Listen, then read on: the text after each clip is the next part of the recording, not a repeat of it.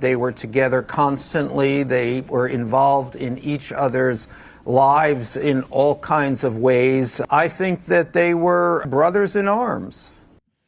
In this video, we're going to see Donald Trump biographer Michael Wolff clash with Rep. Paulina Luna based on the relationship between Donald Trump and Jeffrey Epstein. As usual, let's watch the video in full. I'm going to give you guys my thoughts towards the end. You spent hours speaking to Jeffrey Epstein about Donald Trump. How would you characterize their relationship? I think it was probably one of the more meaningful relationships in each of their lives. They were friends for over a decade. They were together constantly. They were involved in each other's lives in all kinds of ways. I think that they were, that they were brothers in arms. Some people have said that President Trump is panicking. He's been chopping and changing all week his position on this. You've spent time certainly in his first term in office. Is he panicking? Is this out of character? Well, I think it's out of character that he's been unable to change the subject. The Epstein, his relationship with Epstein has been hiding in plain sight for many years, but he has managed to avoid having to confront it.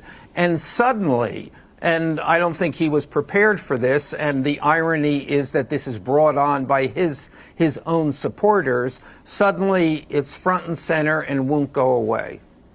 And is that because he leaned into the calls to release the files, the conspiracies about what may or may not be in the files, and what he hoped that then he would use the support of those people who are particularly interested in this issue? He'd get into the Oval Office and then change the subject and not have to revisit it? Well, I think it's perhaps all of those things, but beyond that, I think he is in a corner on this because Jeffrey Epstein is so central to his life. Matter of fact, I think in some way Jeffrey Epstein is the Rosetta Stone of understanding Donald Trump, that these are two guys out of the 80s, two guys who were proud of the fact that they were bad boys, two guys whose central interest in life, and I want to emphasize this, were women, girls, and money. And so what was going on? Was he playing with fire then? Even, he could have just not talked about these files in the run-up to the last election. He talked about releasing the JFK files, the files relating to Martin Luther King. Was he playing with fire by even siding with those? Because, he put a Bunsen burner under it before the election, has been trying to put it out ever since. Yeah, well, I mean, there's, Donald Trump is surrounded by conspiracy, and he has always... it has been one of his connections to the MAGA base. I don't think that he thought that this was going to involve Jeffrey Epstein. I mean, Donald Trump is a creature of all kinds of denials. He lives in the reality that he wants to live in, and I don't think that reality, including having to face up to his relationship with Jeffrey Epstein. Now, Michael, your sort of biographical worlds have collided tonight. Donald Trump, who you've written several books on, threatening to sue Rupert Murdoch, who you've also written books on. Who's going to win in this battle of the political silverbacks? Well, yeah, I mean, Donald Trump has also threatened to sue me. He's threatened to sue everyone. Would he sue Rupert Murdoch? I sincerely doubt it. We're told tonight he's just filed the suit in the last hour or so, just as we were coming on air. Yeah. Well, there's Donald Trump filing suits, and then there's actually filing suits. So let's wait and see on that. But I assume that the Wall Street Journal had the goods on this. They have seen this letter. This letter makes all the sense in the world. It was written in 2003. That's actually a year before Trump and Epstein fell out.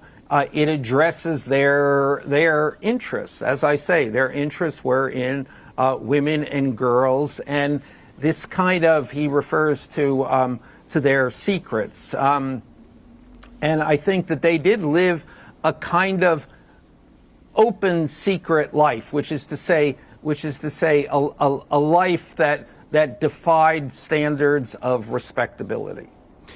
Well, obviously, Donald Trump has said that it's a hoax and has denied any suggestion of wrongdoing when it comes to Jeffrey Epstein. Michael Wolff, good to hear from you tonight on Newsnight. In fact, Michael, stay there because we will come back to you. I just want to take a look back at a clip from Newsnight back in June, when this programme spoke to Anushka Deorgio, who's an Epstein survivor. And Victoria asked her what she had to say about the calls for the Epstein files to be released. Anushka, you know there has been pressure on the White House to release more information from the declassified Epstein files. The White House press secretary said last month there was no specific timeline to release the rest. Do you want to see those released or not? You know, there are a lot of conspiracy theories flying around, and as a survivor myself, and having spoken with some other survivors, I don't feel that it would be helpful for these files to be released to the public. There was some information that was released, and it was promised that the names of the victims or survivors would not be re-released or released for the first time. And yet, once again, my name was published. OK, let's speak now to a congresswoman who spent this week with Donald Trump, Florida Congresswoman Paulina Luna. Thanks so much for joining us tonight. Thanks for having me on. So, President Trump is clearly under massive pressure this week. You've been with him in the Oval Office. How did you find him? Well, I'd like to just share that just announced literally moments ago that Attorney General Pam Bondi filed a motion to unseal that grand jury testimony. So as you know, this is the most transparent administration in U.S. history. And I can also tell you that President Trump has delivered on his campaign promises, and he will continue to do that. As you also know, earlier today, the Wall Street Journal was actually sued by President Trump. And I do believe that he's going to be winning in court. You know, they actually were told by the White House that the drawing was not President Trump's, and unfortunately they still chose to go with the narrative. But I'd also like to add that the reporter who wrote that story at the Wall Street Journal was also tied to Fusion GPS, which had ties to Russia collusion. And I'd like to finalize the statement by saying this. Tulsi Gabbard just announced earlier today that they have proof. They released the evidence to the American people directly, stating that the Obama administration actually was a part of putting together the political and intelligence warfare that was waged against President Trump in regards to Russia collusion. So as you are seeing, this is a massively orchestrated attempt to discredit and undermine the president. But he's not one to back down. As you saw, he's a fighter, and we're frankly winning the messaging war on all of this.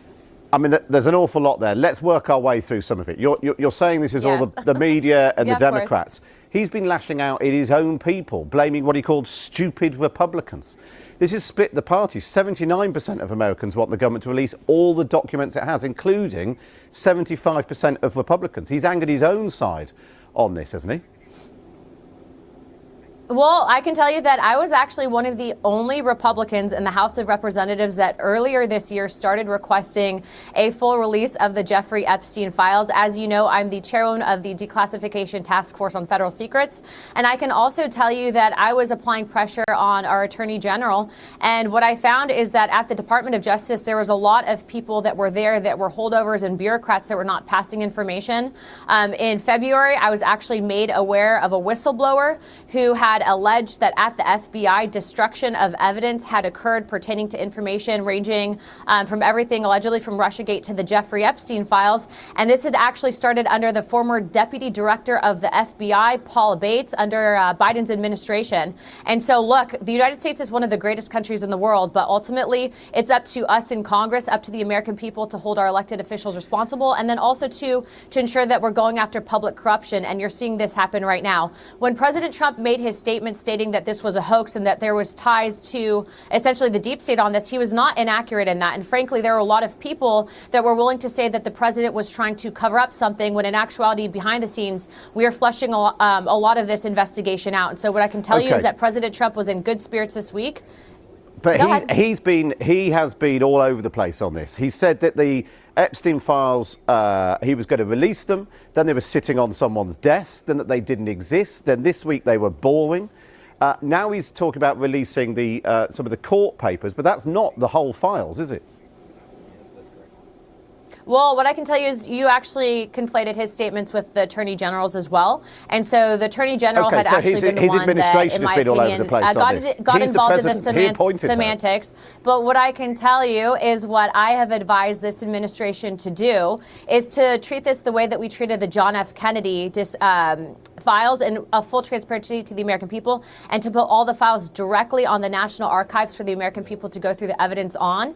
And I'd also like to share that I do believe that this is going to be an ongoing thing in regards to the declassification of some of these files. As you are seeing, and as it has been pointed out by other victims as well, there's a lot of CSAM, unfortunately, child sexual abuse materials in the Jeffrey Epstein tapes that he was holding, as well as victim information. And so what I've advised the administration, my position has not changed. And I do believe the administration will be releasing information to the American people. I assume everyone in the world will be looking at this because of the people that were involved. But I'd also like to correct the statements of the previous individual that was on your show. It is very well known and also reaffirmed by Ghislaine Maxwell that Donald Trump cut all ties with Jeffrey Epstein after he was in trouble. So any assertion that President Trump continued this relationship with a pedophile is completely wrong. Well, I just want to share with you, this is a quote that Donald Trump Trump said back in 2002, speaking to New York Magazine. He said that Jeffrey Epstein was a terrific guy, a lot of fun to be with.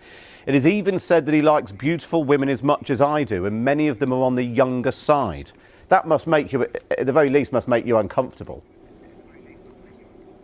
I mean, I don't think it's out of the realm of possibility that President Trump was likely stating his own opinions, but it doesn't necessarily mean that he was talking about children, if that's what your implication is.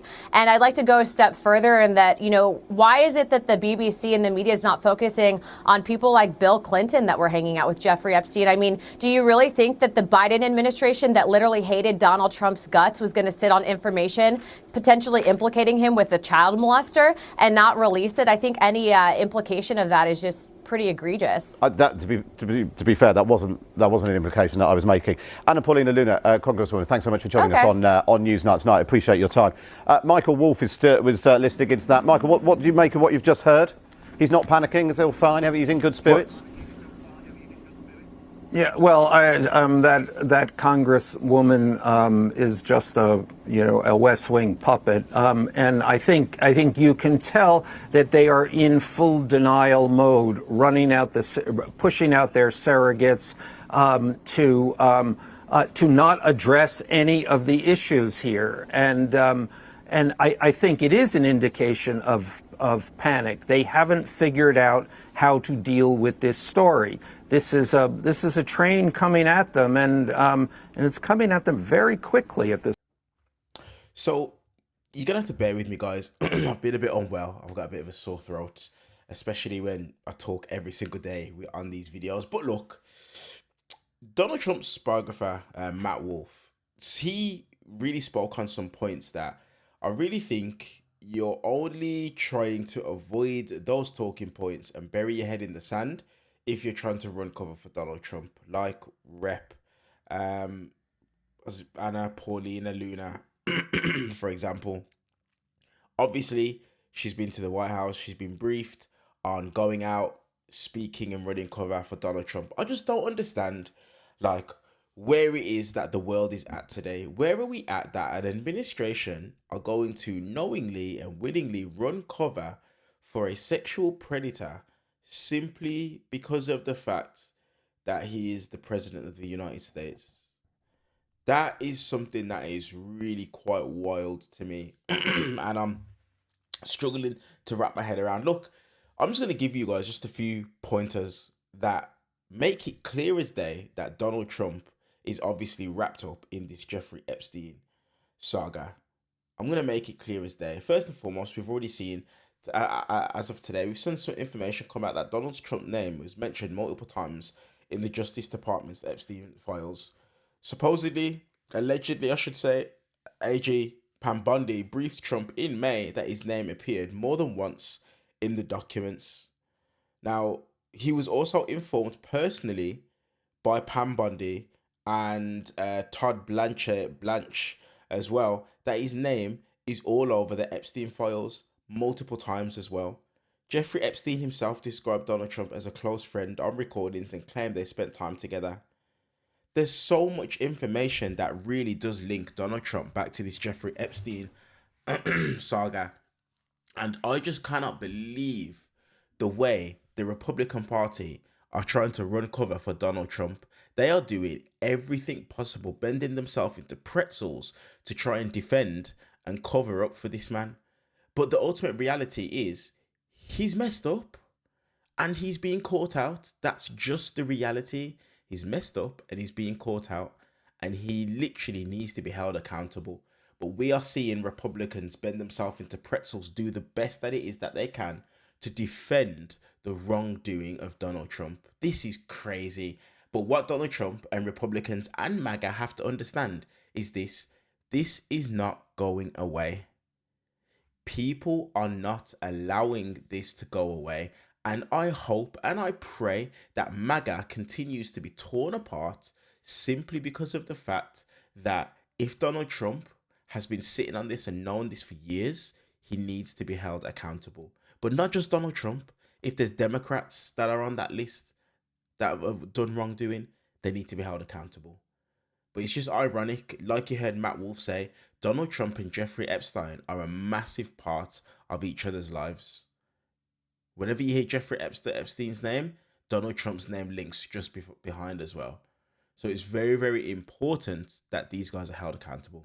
Let me know your guys' thoughts in the comment section down below. While you guys are down there, do me a massive favor, hit that subscribe button and also give the video a thumbs up, purely for the YouTube algorithm. I appreciate you guys, and I will see you guys in the next video.